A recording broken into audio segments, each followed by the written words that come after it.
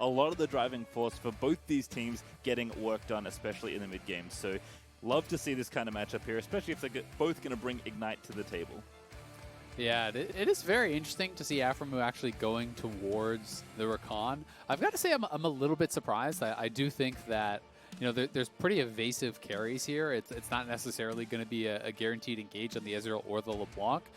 Maybe just feeling like they need that hard engage to really be able to get up on top of them, and then feeling like they can layer crowd control thereafter. They are really drafting pretty heavily for a bit of a dive comp here. You have Renekton and Sett. They're going to be looking for flanks. You send in that Rakan to actually knock up and apply Plasma for the Kaisa, who can then follow up and create this sort of full-on dive. It is going to make their lane, I think, pretty weak, though.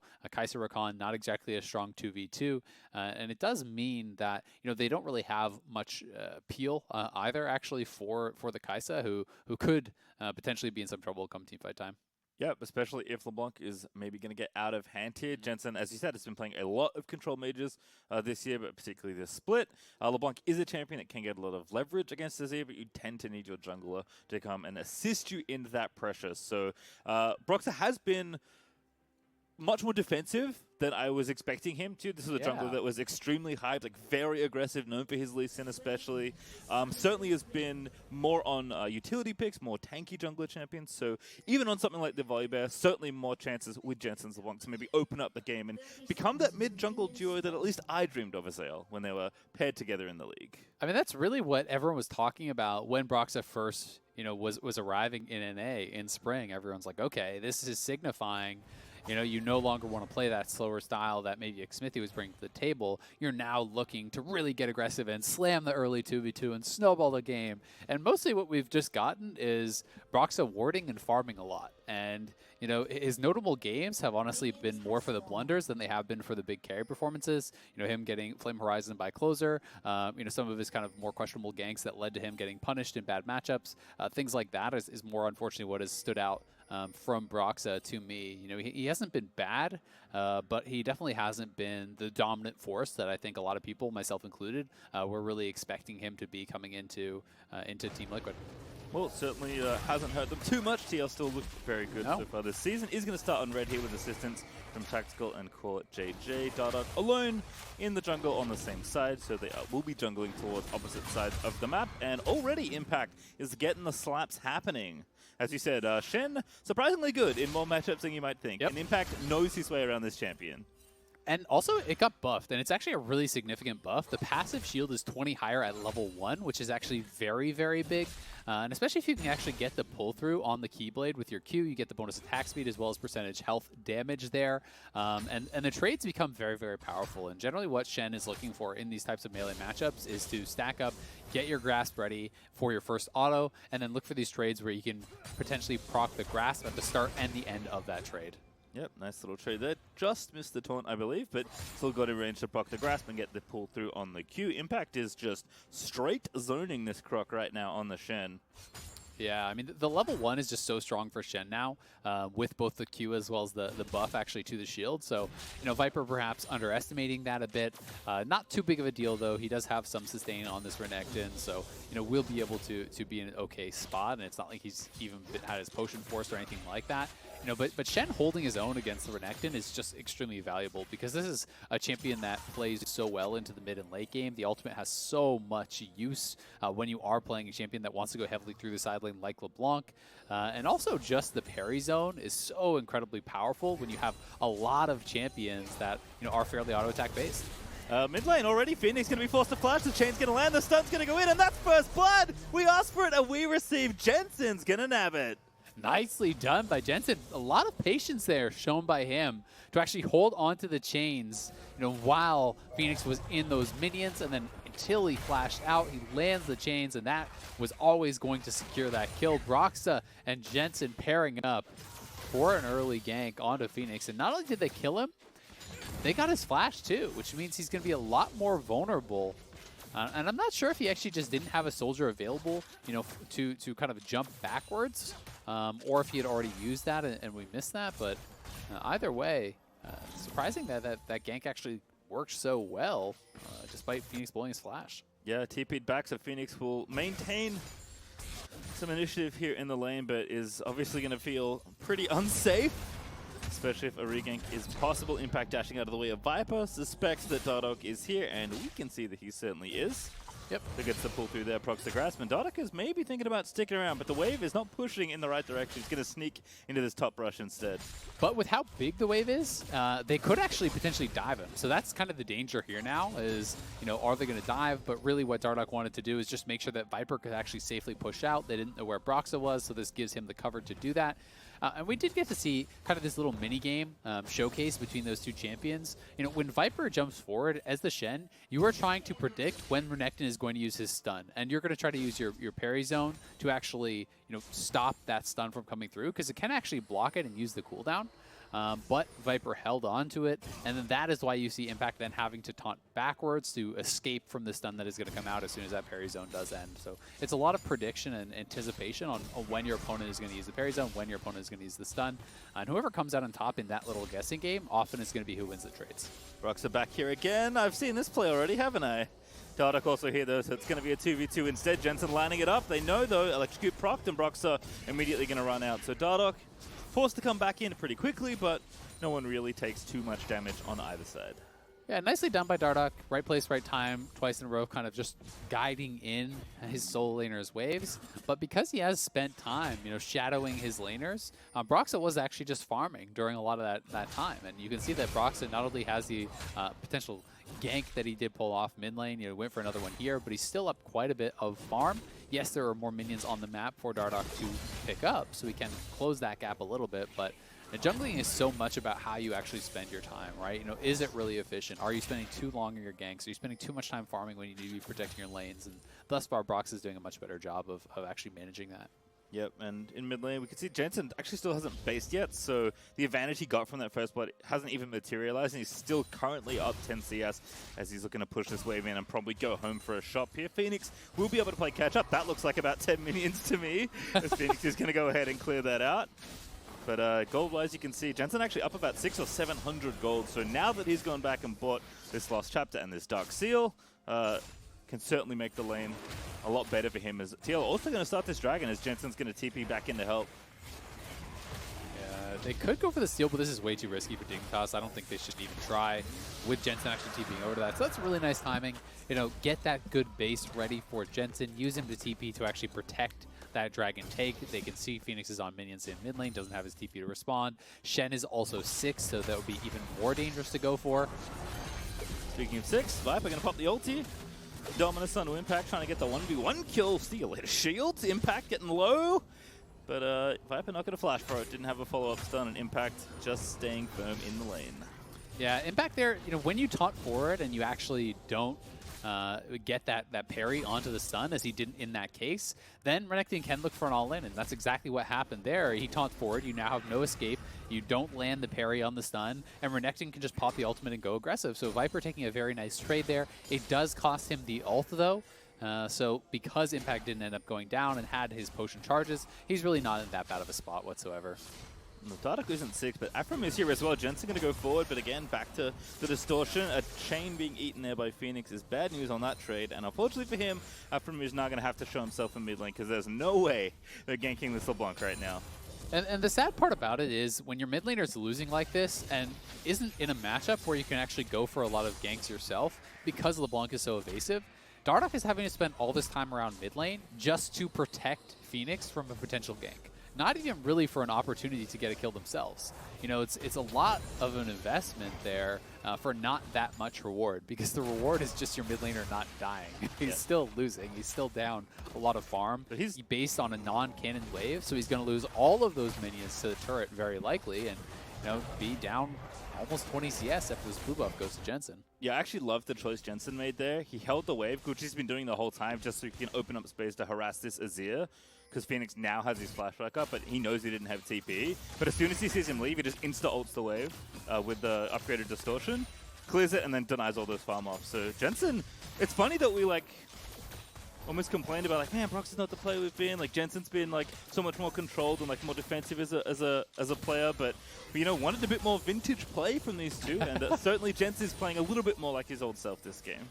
Yeah, I mean, the thing is, Jensen has been incredible this whole split. You know, Correct. I'm definitely not trying to say that Jensen was bad by any means. He's just been favoring the control mages. Even on those control mages, he has been very lane dominant.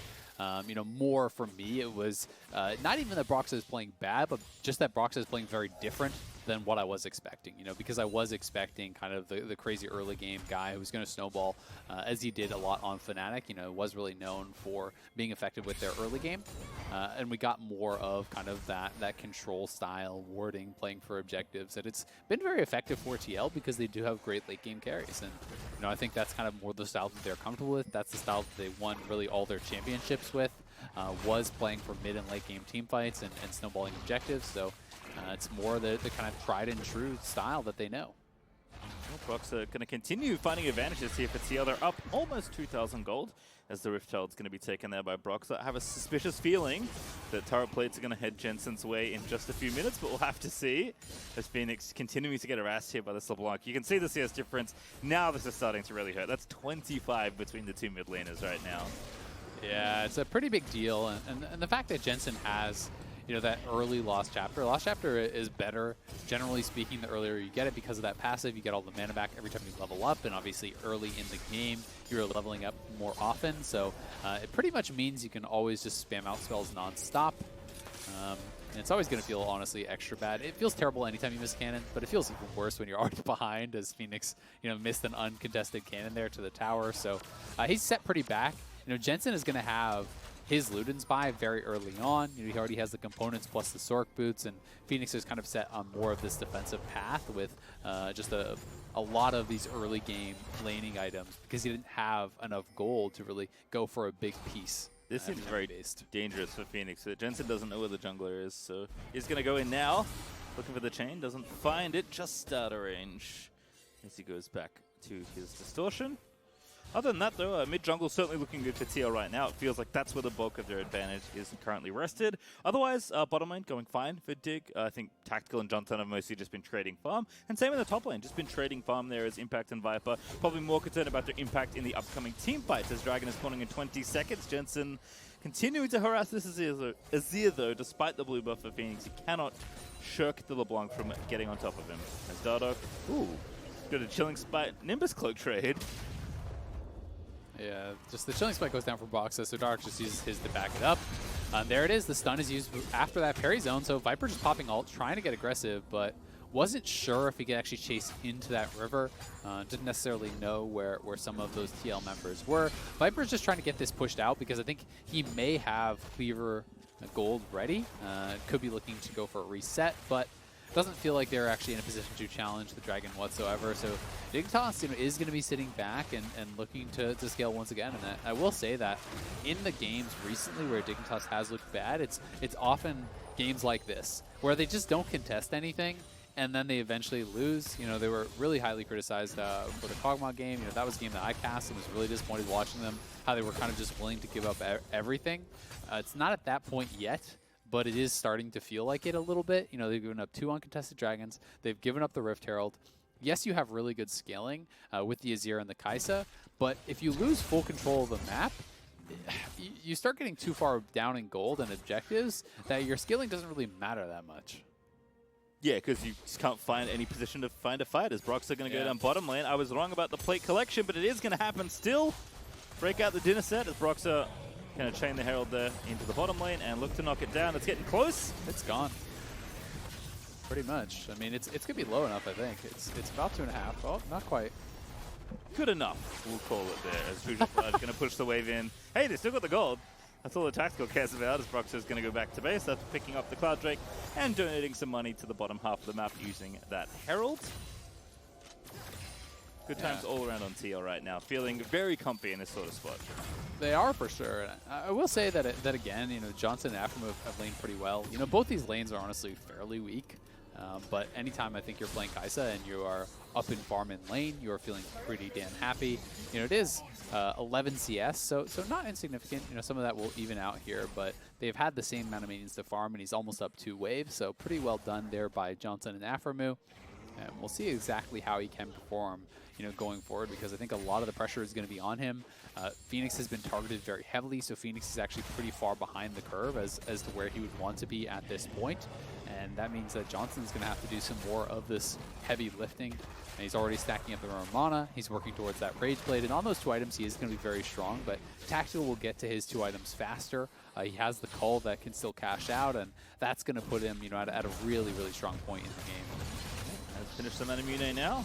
They're just waiting to stack up for the transform. Impact and Viper continuing to duel here in the top lane, but with the Tiamat and the Jarum's Fist, Impact is just fine navigating these matchups, as there we go. That's the work that Broxah did earlier with the Rift Herald, as Tactical will pick up the first tower gold for himself, just missing that final plate, but not a big deal here for TL as they look to set up once again Vision deep into the enemy blue side jungle. Yeah, the gold is really getting concerning for me now. You know, I do think because Dignitas, you know, is kind of giving up a lot, they're starting to bleed out quite a bit of gold. Now the Rift Herald's cashed in 4K this early. This really is just starting to feel like that game where they played Kog'Maw, kind of did nothing the whole game and then lost, as we're going to watch Viper die up here. Yep, tower dive incoming. Does have his flash, pops the ulti as well. Jensen going to miss the first distort, but the backup one is more than enough as Dardoch going to chase up here, but nothing to really play for. Just slaps him in the face and watches TL hit recall. Yeah, it's getting a bit rough. Yeah, for Dignitas. You know, this was the game that they played against the Golden Guardians, right? Where they went Cog Lulu. And they had, you know, this losing lane on the top side and whatnot. As we have a TP coming in here from Impact, we'll see if he can actually outplay the ultimate from Johnsun. It's a solo play from Impact. You already forced out the heal. Oh, Johnsun gets out. Yeah, well done by Johnsun. Does escape, so TP down for Impact, but Impact still has the Shen ultimate, so they can continue to make these plays happen cross-map. 5,000 gold at 15 minutes, and you have to fight for the next objectives. It's not like you took the early game dragons and then can kind of chill a little bit while you get your scaling advantage. Like, I just don't see how they could ever possibly win the next dragon fight, and then you're at Soul Point, and it's just the Golden Guardians game all over again, where you do nothing the whole game, can't contest, and the game's over before you ever actually fight. And that's exactly where it feels like we're heading in this Dignitas game, unfortunately for them once again. Yep, certainly tricky, but we'll look at Dardoch and Aphromoo to get things going, because the pick is certainly a way that you can find yourselves a team fight win, because it's much easier to win 5v4 than it is 5v5 in this kind of situation. That is true. But look at the items on mid and bot, right? Like, that's the problem, is it's like, sweet, you're going for these engages. You don't even have your first item completion for Fenix. The 2 items already come through for Ezreal. Yes, it is a cheaper build, so it's always going to be faster, but you're down 5,000 gold, and now you're going to give up another Rift Herald. Both the outers are already down in mid and bot. The top outer is undefended, so that's probably dead here too. Like, they're just not contesting anything. You just don't win the game by playing like this, and it's honestly kind of shocking to watch Dignitas do it after they did it last week and lost. Yes, they are set up around that dragon, but Jensen's going to get this for free, has his teleport, so he can join. And you're down 6,000 gold, essentially, here. How do you actually propose you're going to win the team fight? Oh, perhaps we'll find out. TL going to move in onto the objective. Give it up. Yeah, looks like with the recall timings we can see. Oh, Johnsun already poked out as well by Ezreal. That is rough times in mid lane. Yeah. This game is over. Unlucky for Dignitas here. This is the same thing. It's a repeat of last week, unfortunately. Ooh, solo kill? Yeah, maybe. Looking like one. Chain lands. Oh, Jensen! He's so good at League of Legends. Take it all back. Phoenix lives. Nice flash.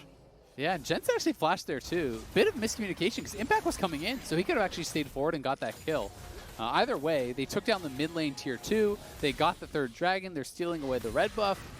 Dignitas has really given up any chance, I think, that they had of kind of taking this game. You know, they're now dependent upon TL misplays.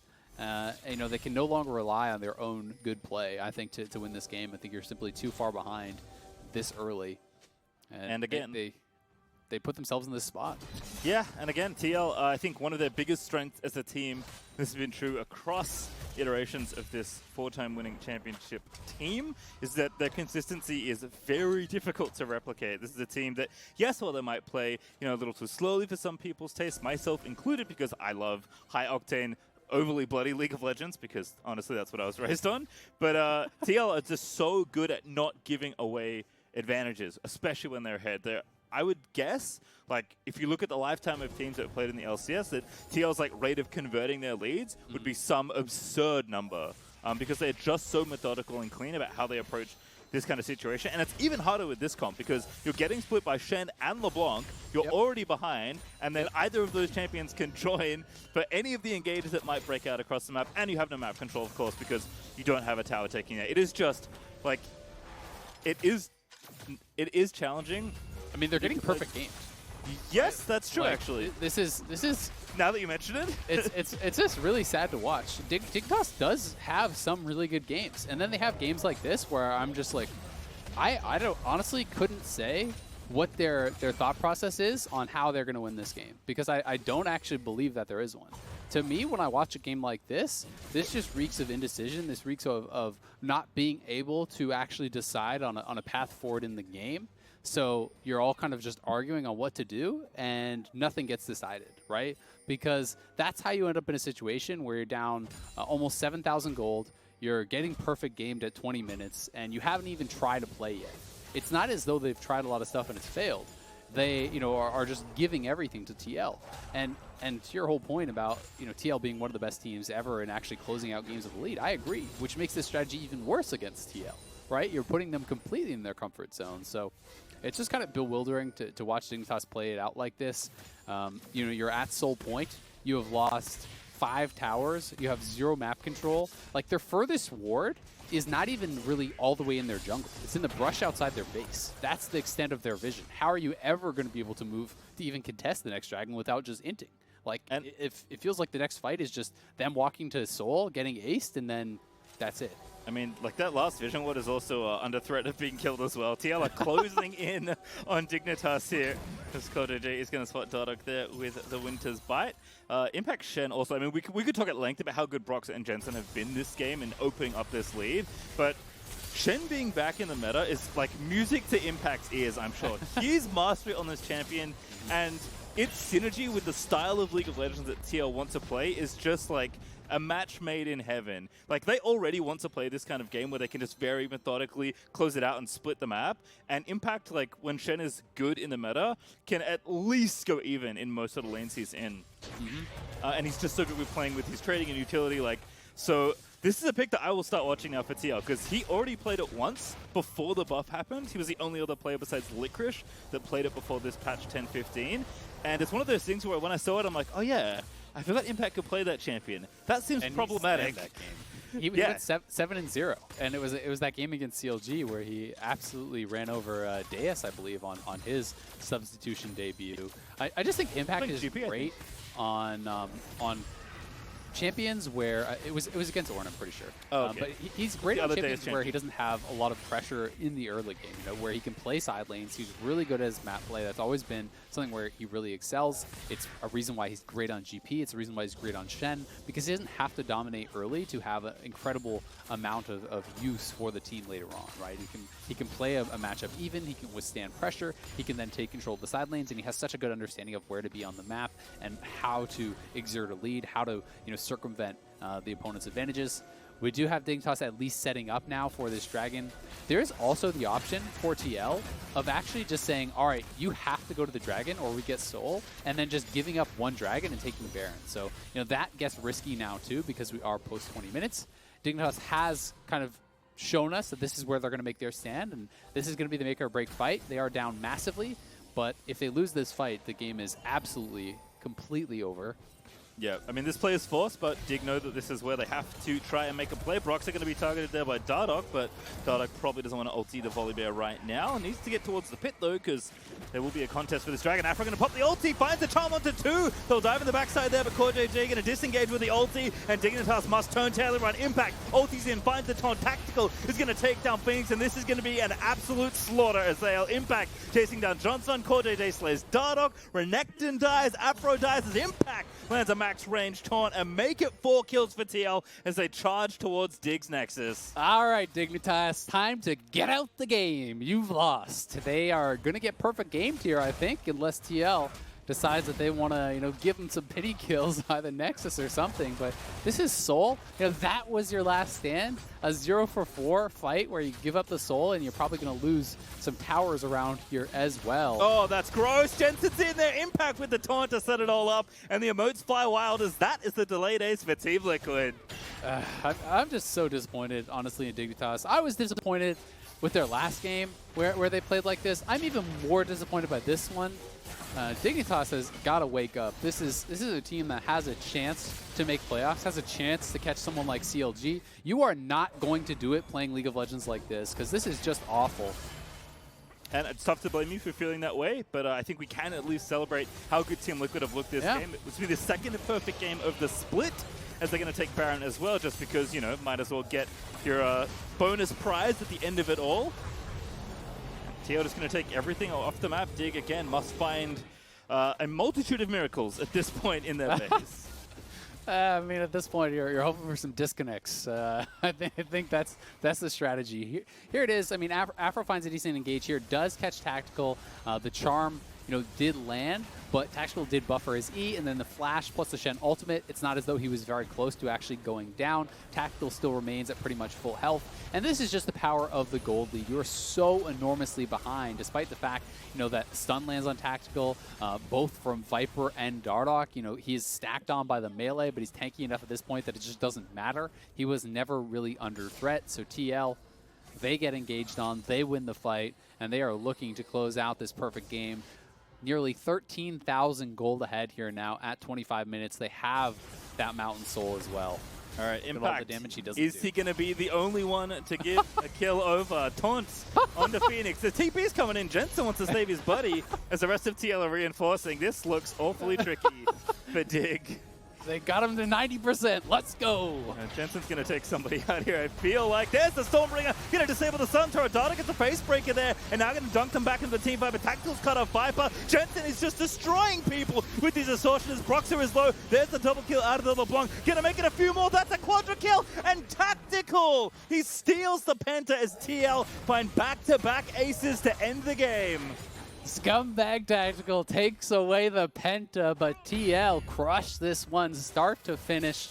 A flawless game as they push in, and they will complete the perfect game here over Dignitas. Absolute domination. Dignitas never stood a chance. The second of the season, 25 stacks in Jensen's book, and another victory for Team Liquid as they will take sole possession of first place for now, because this Nexus is gone. Don't do it. Don't do it to me. Don't throw your life into the fountain. Don't throw the game away! Impact! Oh! Oh, no. How dare you! I love how the player cams is sticking on Impact there, too. Oh, man, that's funny. All right, well. All right, so only one perfect game this season. At least we could take that away. Yep, they did get that. So they get the moral victory. Fenix scooping Impact into the fountain there. At least they don't get perfect gamed, I guess. But Dignitas have got to go back to the drawing board. I mean, we saw the kind of little excerpt in the countdown from Aphromoo, from the Dignitas content, talking about how hard they're working, how they're going for 9 scrim blocks, in these final weeks, that they are, really grinding to show how good they are, that they feel that they're better than the teams that are around them in the standings. But this just is not it. You need to be more decisive. If you're playing League of Legends professionally, you have got to try to make your stand. You can't just play to not lose, and that is exactly what we saw here from Dignitas, where every fight that it felt like, Team Liquid was pushing for a tower, pushing for a dragon, pushing for anything, Dignitas just says, oh, well, we don't have the perfect position. We have to back off. The perfect position is not going to show itself when you don't challenge anything, because you'll fall so far behind in gold that now it just doesn't exist ever. Even with a great engage from Aphromoo on a tactical, you still get essentially aced in that final fight where they finally took one. So Dignitas just never pulling the trigger and do get rightfully punished here with the loss. Yep, and I think it's frustrating because we have seen much better out of Dignitas before. So a tough loss to swallow, certainly, but Team Liquid still looking good here. But don't go too far, because on the other side of the break, we'll hear from Jensen. So see you in just a few short minutes.